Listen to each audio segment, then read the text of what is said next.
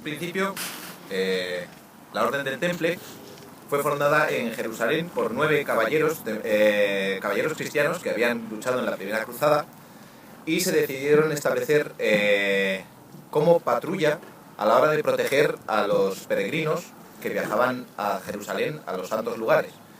Eran, en aquellos tiempos, Tierra Santa acababa de ser conquistada y entonces era una tierra muy salvaje. Estaba llena de bandidos, los árabes aún estaban por allí campando a sus anchas y estos caballeros decidieron dar todo, dar su vida, para proteger a los peregrinos que querían ir a rezar a Tierra Santa.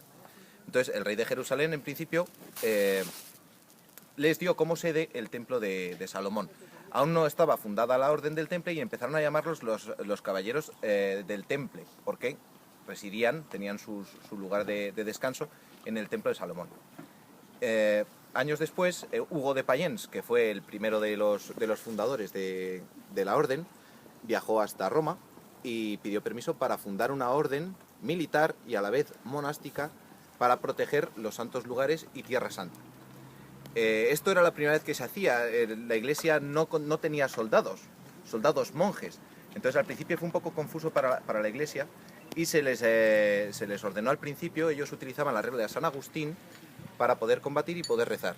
Y cuando se fundó finalmente la Orden del Temple, que en realidad es mal llamada la Orden del Temple, porque se llama la Orden de los Pobres Caballeros de Cristo y del Templo de Salomón, ese es el verdadero nombre de la Orden. Una vez que se fundó, pasaron a utilizar, como ha comentado nuestro compañero, la regla de San Benito. Estaban ligados al Cister. En un principio, la orden solo la acompañaban esos 9 compañeros, esos 9 monjes. Entonces, al principio, lo primero que hicieron fue ir a reclutar a la gente. Entonces, mandaron, aparte de esos 9 caballeros, 5 en concreto, fueron a Francia y empezaron a hacer reclutamiento de la gente. Hablaban sobre lo que veían en Tierra Santa, sobre cómo combatían, y así poco a poco la orden iba captando nuevos combatientes. En un principio, cualquiera podía llegar al rango de caballero cuando había problemas a la hora de reclutar gente. Una vez que el reclutamiento fue extensivo, fue masivo, sí que se amplió la regla de San Benito, se pusieron muchas más normas y a la hora de acceder al título, al rango de caballero templario, sí que se restringió mucho. Esta orden, al principio, son los pobres caballeros de Cristo. Evidentemente no tenían nada, vestían con lo que les daba la gente por darles gracias por proteger el camino. Pero a medida que se iba incorporando gente al temple, iban haciendo también donaciones. De tal manera que el temple empezó a crecer exponencialmente a lo largo de toda Europa y de Tierra Santa. ¿Por qué? Porque cuando un caballero entraba, tenía que dar su parte de herencia que iba a recibir de sus padres o que ya había recibido. Si una persona pobre entraba en el temple, no tenía nada que dar, salvo el sudor de su frente, sus manos para trabajar, su alma para rezar y combatir. A medida que fueron ganando prestigio y a medida que fueron ganando territorios y bienes inmuebles, fueron expandiéndose de tal manera que al final en toda Europa pudieron tener alrededor de 30.000 encomiendas. Una encomienda puede ser una casa, por ejemplo, dentro de una ciudad, o una granja en medio del monte, ¿vale? No significa que tenga que haber obligatoriamente soldados, que tenga que estar fortificada, etcétera, etcétera. Simplemente era un sitio que estaba regido por el temple. Para ello se designaba un comendador o un preceptor, en este caso es nuestro hermano Diego. Estaría servido a su vez por un segundo tenente, que sería nuestro compañero, el hermano Nacho. Como ven, ellos van vestidos de blanco y llevan capa. Ese es el símbolo del caballero templario, al que, una vez avanzada la orden, solo se podía acceder si eras hijo de familia noble. De tal manera que solo la élite, entre comillas, llegaba a los altos rangos y se codeaban, entre comillas, también con las élites de otras órdenes monásticas, de los reyes, del papa, etc. Como pueden ver también, otros 2 hermanos estamos vestidos de negro. Somos sargentos de armas.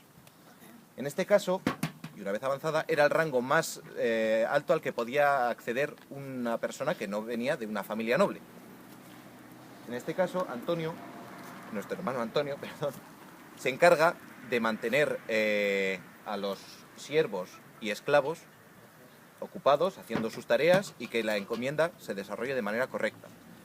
En mi caso, yo actúo de gonfalonero, que era aquel que llevaba el portaestandarte antes de entrar en la batalla, y también de turcopolier, que era el que se encargaba de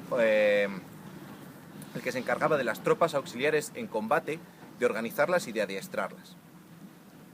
La Orden del Temple, como hemos dicho, creció exponencialmente en Europa. ¿Por qué? Porque cuando una donación les daba, por ejemplo, una granja en medio del monte, la Orden del Temple inventó un sistema primitivo de banca, un sistema también económico muy avanzado, de tal manera que cuando tenían una granja, por ejemplo, iban adquiriendo los alrededores de la granja, por ejemplo, podían adquirir el bosque de al lado, podían adquirir un coto de caza, de tal manera que las encomiendas iban creciendo a medida que también admitieran a la gente. No todo el mundo podía entrar en el temple. Cuando ibas a entrar en el temple, primero se te estudiaba tus antecedentes, por así decirlo, en la comunidad, si eras pecador, si estabas casado o si estabas prometido, si jugabas, si bebías, todo lo que se podía saber de la persona que quería entrar en el temple se estudiaba, de tal manera que no todo el mundo podía acceder. Y no todo el mundo accedía como caballero o como sargento. También mucha gente trabajaba como siervo de la encomienda. Trabajaban por una soldada, si habían hecho un juramento, es decir, no entraban como monjes a la orden, sino que servían por juramento a los votos durante X tiempo. Podían ser 10 años, 20 años, etc. Mientras tanto, recibían su parte de sueldo, su parte de carne y su parte de trigo para poder comer. Pero no podían dormir dentro de la encomienda. Dentro de la encomienda solo podían dormir los hermanos que habían hecho votos. Es decir, que eran monjes per se, no eran gente que estaba a sueldo. Bien, estas encomiendas, como me he dicho, tenían una particularidad, y es que cada una se dedicaba, por así decirlo, a una cosa. Como el fin de la Orden del Temple era mantener un ejército militar profesional en Tierra Santa, para mantener seguros los santos lugares y los caminos, las encomiendas tenían que aportar cosas a Tierra Santa para poder mantener aquello. Ya bien fuese por dinero de las donaciones o depende de cada encomienda lo que pudiese fabricar. Ejemplo, una encomienda que estuviese cerca de una cantera o de una mina podía sacar hierro para poder fabricar las cotas de malla, o las puntas de lanza, o las espadas. Otra podía dedicarse a criar ganado para dar de comer a la orden. Otra podía hacer trigo, de tal manera que todas esas encomiendas que estaban repartidas por Europa, su final era enviar todos los beneficios y todo lo que podía generar a Tierra Santa para poder mantener un ejército profesional. Un ejército que tampoco, a pesar de que está muy mitificado, tampoco era excesivamente extendido a la hora de contar con caballeros. En tiempo de paz, aproximadamente había un número de 500 caballeros en Jerusalén, unos 1000 sargentos, y lo demás, que podían ser en torno a 10.000 o 20.000, eran siervos de armas, hombres de armas o sirvientes de la orden. Eso era en tiempo de paz. En tiempo de guerra, evidentemente, se activaba el reclutamiento y todas las encomiendas podían mandar gente como nuestro hermano comendador, nuestro hermano el segundo tenente o nosotros mismos a combatir a Tierra Santa, de tal manera que se podía dejar a un siervo que hubiese hecho votos a la cabeza de la encomienda. Dicho esto, en un campamento in itinere, que sería lo que estamos recreando, es decir, estamos entre camino de una encomienda a otra, o estamos en Tierra Santa, o estamos de camino a Tierra Santa, esto sería lo que más o menos podría llevar una pequeña partida del temple. En este caso, siempre en el centro del campamento se disponía la capilla, porque como ha dicho nuestro compañero, nuestro hermano capellán, tenían que rezar obligatoriamente todos los días como monjes. En caso de esperar un ataque, de estar a caballo, los monjes podían cambiar el rezo, la misa, por las mañanas 13 Padre Nuestros, a la hora de comer 9, y a las vísperas, por la tarde, 7 Padre Nuestros. De tal manera que, aunque no estaban en misa formalmente, ellos seguían haciendo sus votos religiosos. Al lado tenemos el pabellón del que sería nuestro comendador. Tiene el privilegio de tener una cama, tiene 2 siervos a su cargo específicamente para él. Se supone que todos somos iguales. De hecho, los grandes, los maestres del temple o los cargos superiores, los senescales, no se elegían a dedo.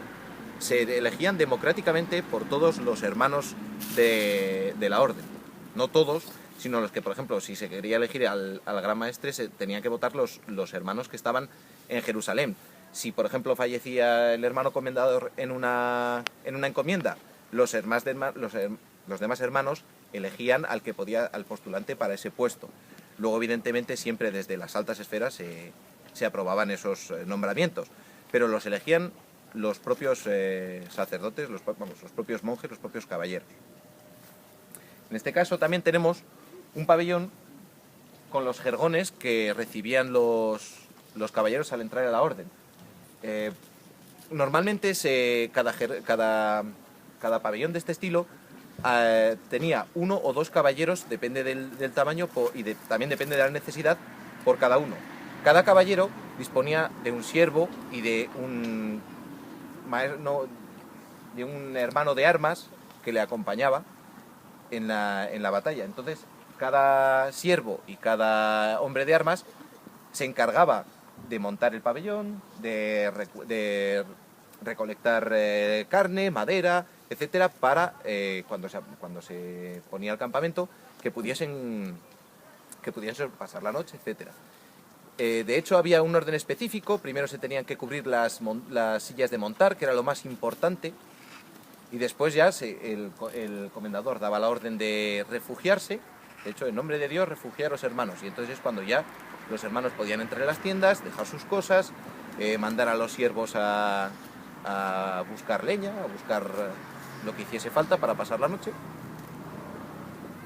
Y así es como viajaban. De hecho, las encomiendas están relativamente cerca. Aquí tenemos la de San Polo y la más cercana, por ejemplo, sería la que tenemos en Ucero. Es una distancia que a caballo y a pie forzando un poco es recorrible en solo un día. Pero si hiciese falta, los caballeros y la orden del temple podía acampar donde hiciese falta.